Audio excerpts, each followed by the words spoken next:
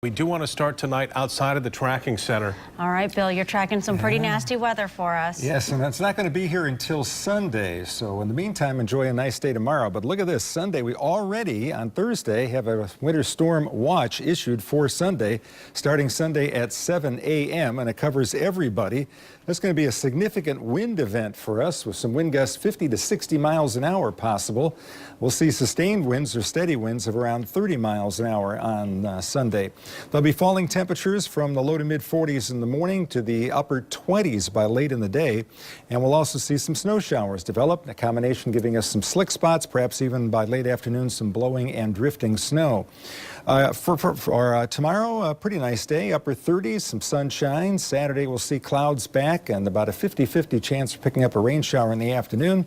Showers are likely Saturday night as temperatures head up into the 40s, and then the cold air roars back in on Sunday, when we should see temperatures falling to the upper 20s. And like I said, some very strong winds expected here Sunday into Sunday night.